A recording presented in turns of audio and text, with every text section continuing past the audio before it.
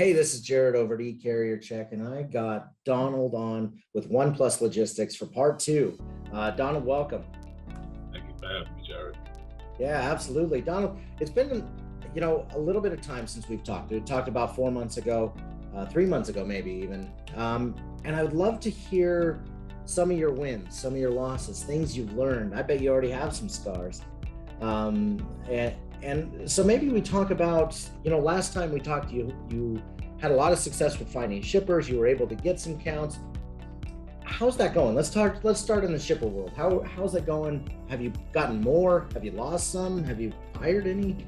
Tell us about your shippers. Well, I've gained a few more shippers since we last spoke, and I've actually eliminated a couple. With the challenges right now, fuel going up, carriers, fighting with other brokers that apparently aren't as ethical as we all should be. It's challenging with respect to that. And of course, some of the shippers that I partnered with, they haven't adjusted their rates to reflect the changes in the market. Some have, and the ones that have are the ones that I push. Now, I've had to learn to respect the market. I've had to learn to respect the carriers, and I've decided that the right thing to do is to pass along what has been increased, and at the same time lower my margins, just to make sure that we continue to move freight. With the changes in the world right now, fuel prices going up, if we as brokers do not adjust and operate fairly, we're shooting ourselves in the foot, because it's our stores that aren't getting the products. It's the carriers that are now being put into the position where they will either not take the loads, and some have actually gone out of business because of this. We all have to work together, and we all have to make sacrifices to make sure that it all makes sense across the board. So I guess going back, yes, I have secured more shippers, and I have eliminated shippers. Talk about that for a minute. Obviously, I'm kind of interested in your sales skills and how you gained a few more, but how and why and what kind of KPIs, key performance indicators, what made you eliminate some shippers, and how did that process go? Did you just kind of quit calling them? Did you call the customer? How did you eliminate some shippers? Well, some of the shippers, they send me the over capacity needs they have. And what they're doing is they do have the committed large box brokerages that they work with. And then they have the rest of us brokers that are out there that have been fortunate enough to be accepted and to help move freight. But unfortunately, I don't think they're necessarily taking a look at the market, the spot market, when they go ahead and share these loads with us. So what I typically have done, I still receive loads every day from these shippers. I just made a decision not to take too much of my time trying to post their loads, because I spend more time answering questions than I should as far as why is the rate so low. If it doesn't make sense, I'm not sending it out to to a carrier. I'm not going to make it available. I'm not calling a carrier on a load that just does not make sense, because it's every minute lost in the course of my day is a minute that I'm losing in production moving forward with my business. Yeah, absolutely. That's awesome that you identified that and said, I can't move this for this. Really, you don't gain that knowledge as a freight broker until you really start playing in it and you start posting loads and start to understand, what rates are. It's kind of hard to judge if you brought on a good shipper until you start seeing their rates, right? Right. I mean, it's strange too, because they have such a broad spectrum of pricing. I'll be looking at loads that are coming from one facility in one part of the region of the world, if you would, the country. The same company affiliated with, the same company is shipping from another location, and the rates make sense. So you just eliminate the ones that don't make sense, because there's more than enough people that are actually shopping those around. I just don't really want to put the energy into it, because it's more of I have to provide more answers when asked. I have asked carriers. I've formulated good relationships with a couple carriers that I call them the GoTo. They're the ones that, some of these carriers are keeping me afloat right now. And I'll call and say, hey, look, how do you feel about this? And they're like, man, I can't take that. It's not, doesn't make sense, you know? And I just back away from it. What I'm seeing with some of these shippers is they're starting to seeing the problem. They're seeing the problem. And what they're starting to do is they're starting to adjust, as they should, the rates. So I'm starting to notice that some of the regs are starting to pay a little bit higher because they're sitting on a backload of inventory. Now, from the shipper's position, I understand they created the inventory a few months ago and they want to, try not to take too much of a loss on what was produced. A lot of these companies I deal with, they're very large volume manufacturers, but in order for them to move inventory, they have to adjust. Yeah. Because it's hurting everyone across the board. These fuel prices are, loads that I was moving a month ago are not moving at the same rate. Yeah. It's scary. It's very scary. Yeah. Hey, obviously, and we'll get into ops here in a sec, I've got some fuel questions and things like that. As far as getting new accounts, did you take the same methodology that you did prior, just picking up the phone? How did you seem to find these accounts? What are you doing in order to communicate to get these accounts? Well, I'm still utilizing the same path that I was on because it's not broken. I utilize Google a lot. I do still go through your program, eCarrier. I use that to help me find shippers, especially when I'm going for a location. Even if the shipper that I find on your platform is not a shipper that is willing to work with a broker, what you've just done is you've just isolated me down to an area where there's a pocket of shippers within, and now I can start sourcing from there. I found a gem on eCarrier, leave it at that. Yeah, that's fair. Right, I did find a gem, and they've been good to me.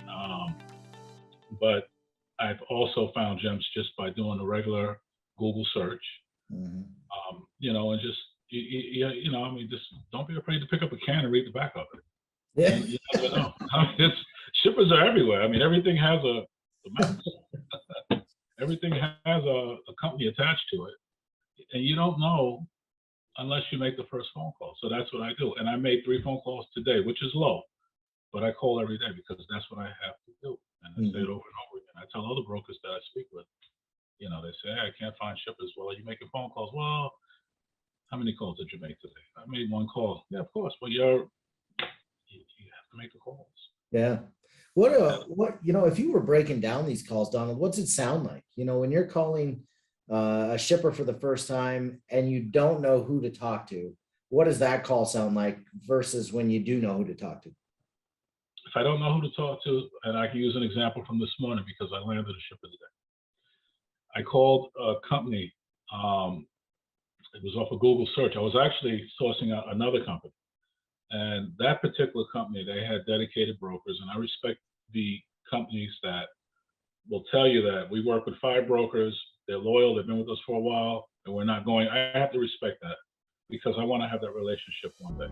Mm-hmm. I went down the road a little bit. I found another company. There were a lot of trucks out there, fit what I was looking for. So I called the number off of Google. I did a quick research into the company. I said, oh, that's what I'm looking for. That seems like a commodity that I can move as a broker. I feel comfortable explaining it. So I called the company, and the gentleman answered the phone. The guy that answered the phone. And I went through the prompts, and I went to shipping and receiving. So that kind of eliminated the phone, going left, right, sideways, trying to figure out who to go to. When I spoke to the shipping, just by the tone of his voice, he was very confident when he answered the phone. And I explained who I was and why I was calling, and I told him I'm a freight broker. So my question to you is, do you work with third-party logistics providers? Do you work with freight brokerages? And he said, as a matter of fact, we do. We have a couple right now. I said, okay, so I understand that you work with a couple, but can I be brought on board? Can we have a conversation? Can we go further? And I gave him, it was a little bit more to the conversation, but it all ended with, sure, I think I'll give you a chance. Can you, take my email down, let's communicate. And he responded back at the end of the email exchange, and he told me, he said, well, welcome. We're glad to have you on board. This is a company that has 5 locations, and they do a lot of volume. I feel like that's a success story for today. I'll let you know how it works out once I actually see what they're moving. Okay. But I think that these are the type of situations that any broker, anyone out there, you can have this. All you have to do is pick up that phone and call. I did not expect this to happen. I went in with a whole different agenda today. And I'll be honest with you, Jared, I kind of stopped making calls after that. Because I was like, wow, okay, that was good. I had other things to have loads on the road right now and such. So, but my point is, if you have time, this is your business, you have to continue to make phone calls. And that's, in a nutshell, how the conversation went today. And I feel confident that I have a shipper today. That's awesome. Yeah, I think honestly, it's all about consistency, and it compounds over time. And you may go through a week or two where you don't connect with anybody.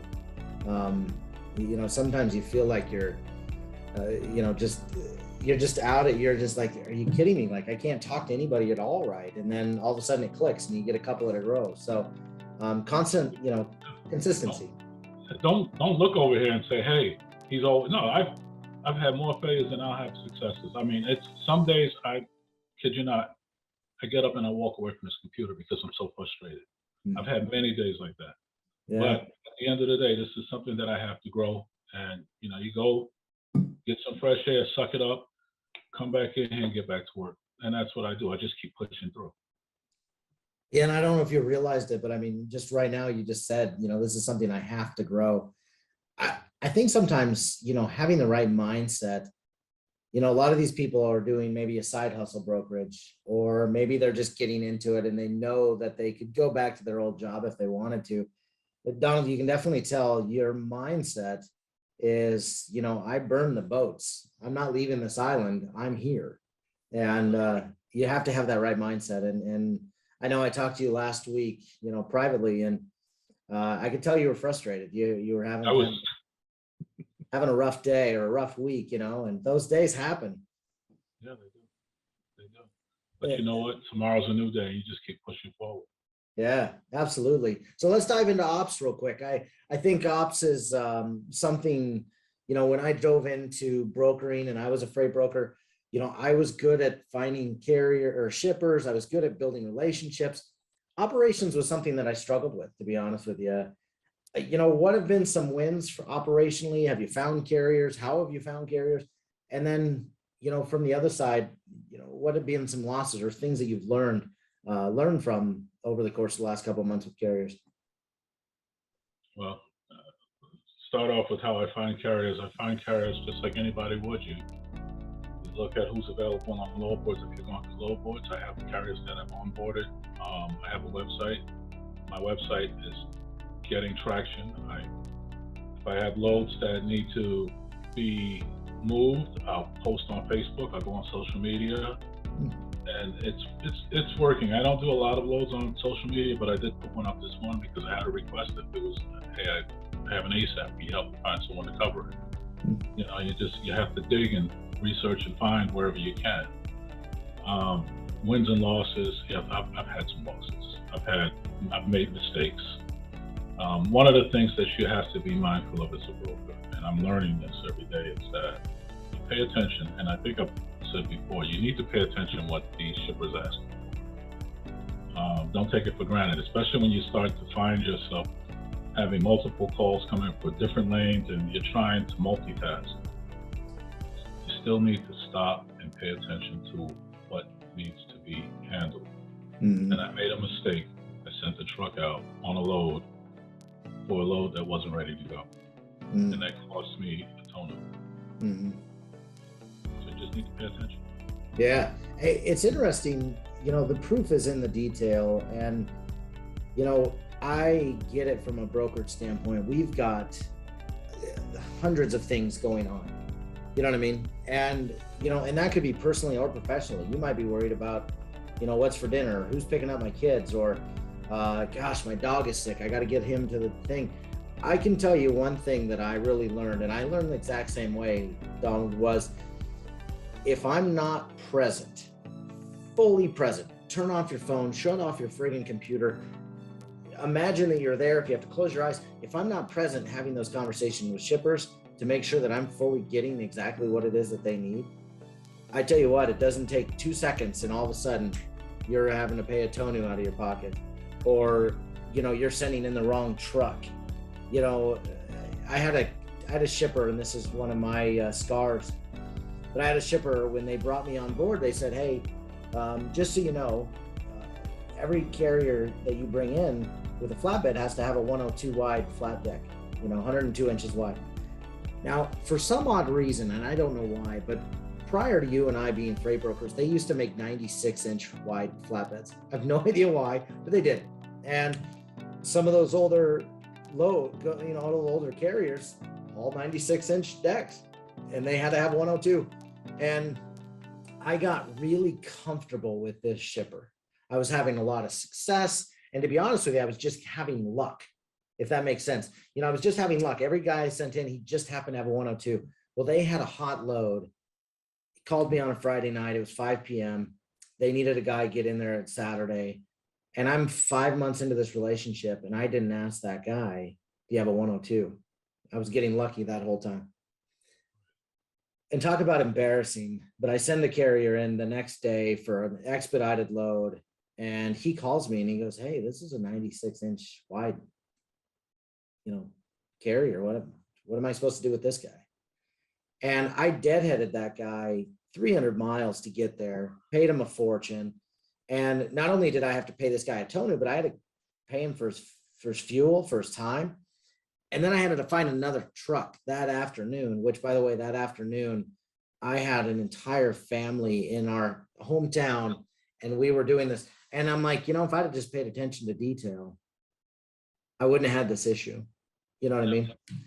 So, I think what you hit there is just so important, that you can really cost yourself pretty quickly if you don't pay attention to when do they pick up? What kind of accessorials? You need a tarp? Is it going to a house? Does it have lift gates? Straps do they need? Lock and brace? Those are things you need to be prepared for. Yeah, exactly. Obviously you've gone through a little bit of the sway of the spot market, from being at a high where, you've gotten rates and carriers approved at certain rates at this high, and now they're coming down. And you talked a little bit about this earlier.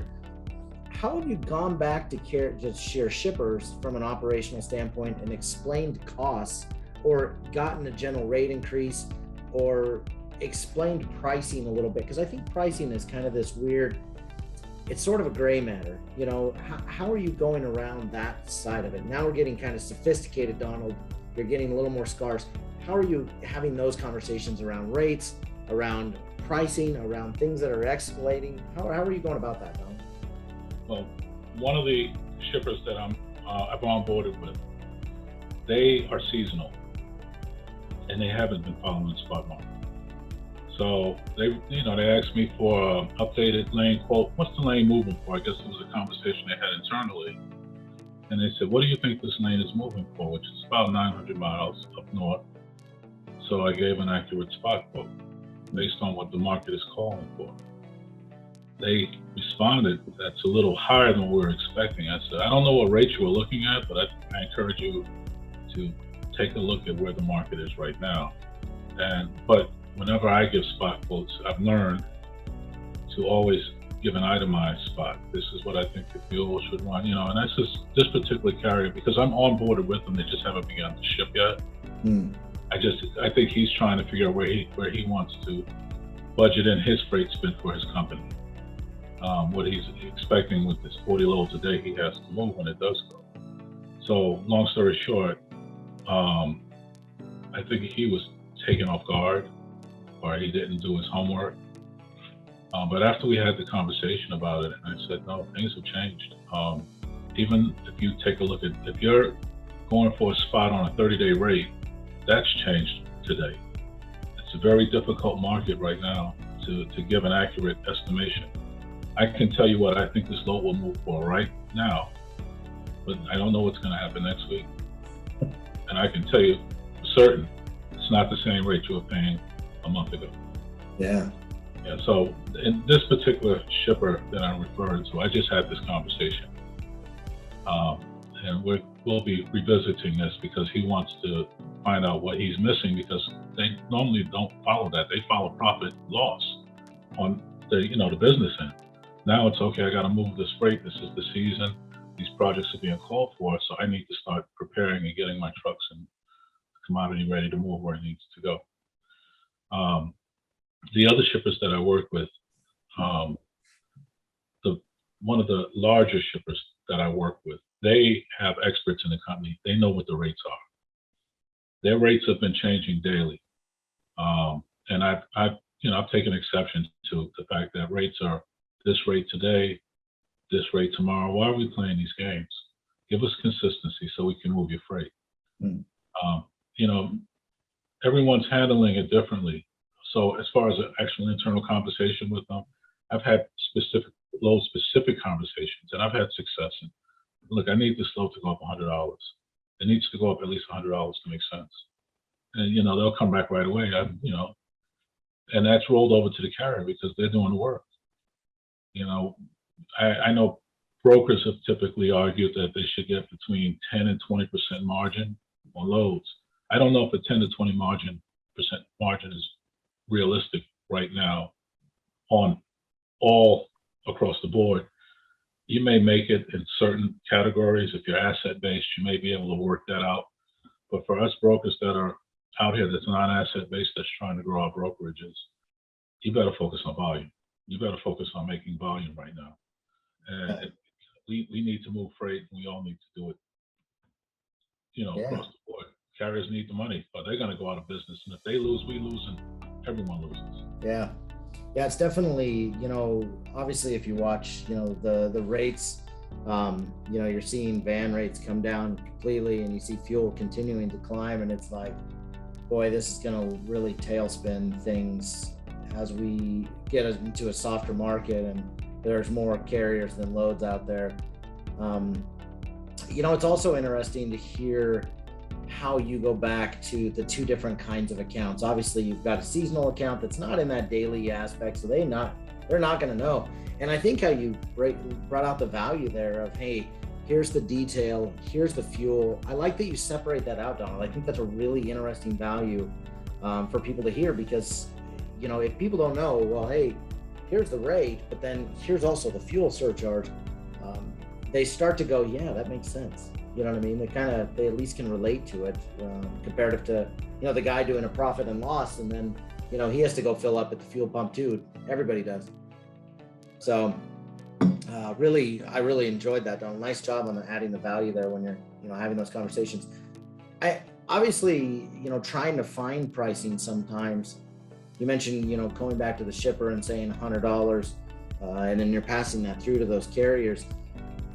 Have you found that if you break it down by those certain aspects, the fuel, the carrier, whatever it may be, have you found that you've been able to negotiate back, or have you always been, are you too high with the shipper where you need to go back to the carrier and say, hey, where's this at? I haven't had that back and forth exchange just yet. I know it's coming. It's been one of two type of carriers that have, contacted me. It's those that they want the load, they need the load, it makes sense, but they want more. And they'll ask you, and I'll tell them, I said, I'm all in. This is what I have right now. But when I know that load is right on that line, that I'll say, let me reach out to the shipper and see if I can get a better rate. I promise you transparency. If it's successful, I'll let you know. If not, but then I've had the carrier that's called me up and they've seen the load. The load was decent on the board, working with the load board. And they're telling me they want to haul it, they want the tender, and I'm in the process of getting the tender for it. And they turn around and say, hey, I need $800 more on this. Well, I can't promise you $800 more. That's a lot more than, it's already almost $4.90 a mile. It's insane. And they're like, no, I'm not going to do it. Forget it. And I've had that just hang up on me. Yeah. What kind of professionalism was that? Mm. You mentioned you've got some go-to carriers, Donald. How did you find these guys? How are they saving you? And obviously, from a relational standpoint, what are you doing to maintain that relationship on a daily basis? And I know that's a few questions in one, but what are you doing with your go-to guys? How'd you find them? My go-to guys by putting loads out there, having conversations with them, speaking with them, being honest and open, and maintaining a line of communication. I try to communicate with everyone that I've done business with. Not everyone, of course, but some carriers, especially when they will tell you that, hey, I'd like to be in New Hampshire on this every Friday. Okay, well, that's great. Scott, you like New Hampshire every Friday. Let me see what I can do. If I can set up something that'll get you in that direction, from my shipper that you're hauling for me today. And, I've set that up and I'm like, hey, look, I got this is going in that direction. If you want it, it's available. Let me know now and I'll make sure you have a tender come Friday. So that's one way of forging relationships. And another way is just, if you don't pair with someone, just communicate, talk. And I've had carriers that have called me back and we've just been speaking and now they've become, hey, look, I've asked you 100 times, I'm going to pull that load out of Illinois. I'll take it. I'll take it. And that's how the relationships are formulated. I have a carrier that I became friends with down in Texas. He owns a small fleet. And I talk to this guy every day. His truck is down right now. His main truck, he has 2 drivers. He does a lot of port work, but with his 3rd step deck, he'll always haul for me to get down to Houston. So I have where he lives at, I have a shipper up there. So he's like, hey man, just line me up with a load in the morning. I'll grab that, run it down to Houston so I can hit the port. And then he'll do a straight edge work all day long. And if I have something for him in the evening, but we speak and, his truck is down. His other 2 trucks are committed right now. But that's how I formulate relationships. I just had a conversation with a carrier. We didn't even do business, but we ended up speaking on the phone. And he said, man, I'm going to onboard with you. I think we're going to have to keep in contact. It's just, how do you choose to communicate with people? That's what matters, and that's what I do. And I'm fine with talking to anyone, as long as they're not, way out there in some other territory in the brain. I mean, as long as they make sense and they're honest and open, that's how I choose to do business with them. That's fair. Obviously, the double broker aspect is happening a lot right now out in the market, especially with partials, smaller stuff, things like that. How are you combating that, or what have you done in order to kind of work through, those situations that come up? Well, with me, I'm going direct. My loads come directly from the shipper. But one of the ways that you can just eliminate that is you better run every MC, and you better make sure that you vet them out. Vet out every person, because you'll have carriers that'll come on board. And I don't know if I told you about when I first started brokering. My first load actually was a load, and I need to bring this up. I don't think we discussed this. And it was under someone's MC. It was a stolen MC. And I told, in my training, I told my mentor about this. But I used your e-carrier when I first went on e-carrier. This was the first time I used it. First load I actually had. I was excited. I didn't even know how to produce a rate confirmation. And I had a carrier call me up, and they were using someone else's MC. The reason I found out about it was because I validated his email, his phone number, everything was very close, but the email was missing a letter, and I caught that on e-carrier. So when I sent out the email to the carrier with the rate confirmation, because everything lined up, I blind copied the original email. And I immediately received a phone call back from the owner of the company and said, do not give him the load, that my MC is stolen. And that really threw me off. I don't think I told you about that, but that's worth sharing. Wow. So with that, I say, to avoid double brokering, you need to make sure that you validate every piece of information that is given to you by the carrier. Yeah. Right, because they'll tell you they're a carrier and they're not. They're going to take your load, and they'll sell your load to somebody else, and they'll sit right in the middle. And if you don't set in the rate confirmation that you want tracking, or you want certain aspects of the load to be protected to protect yourself, once you hand that rate confirmation over, or you don't put protections in place to protect your pickup number, whatever the case may be, if you don't protect yourself, you could be handing it off to another brokerage out there, and that brokerage can turn around or someone that's not even a broker. It could be a dispatcher. You don't know. Yeah. and they're just sitting back and they're sending trucks on your loads, and you won't find out until something goes wrong. When it goes wrong, it's too late. It's going to be bad. Yeah, it's going to be Put your bad. brokerage in a bad place. Yeah. Donald, as we wrap up here, I kind of one last final question. Obviously, we're halfway through the year, or almost halfway through the year. It seems like it was just a moment ago, and I was having champagne with my wife at New Year's and enjoying my family. What's the next 6 months look like for you? You're obviously in the grind. You're doing what you do every day, but I think it's always important that you not only reflect on your successes and things that you've learned, but what are you going to try to get accomplished in the next 6 months? What's your goal?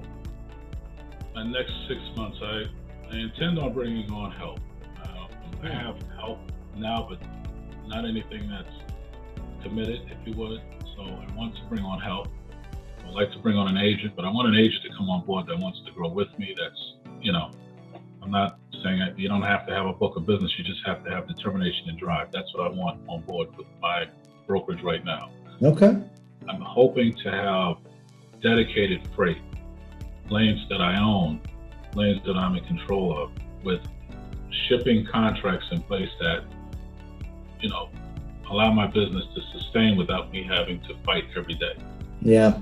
And just continue growth. I mean, that's it. Financial growth, business growth, and reputation. Reputation is very important for me right now, so I'm working very hard to make sure that the One Plus Logistics brand is a brand that is respected. Yeah, I love that. Donald, obviously we have people that watch this that could be thinking of becoming an agent or have that drive. How do people get a hold of you, Donald? You can reach me on my website. I have a link on there, which is www.onepluslogistics.com, or you can send me an email at dcdonald@oneplusus, that's ONEPLUS again.com. And, I would love to hear from you. That's awesome. Donald, I can't thank you enough. You gave us some incredible value. I always wish you the best. I really think I think the world of you, Donald, and I want to hear you succeed. So I wish you the best and thank you, Donald. You have a great day, okay? Thank you. Thank you very much.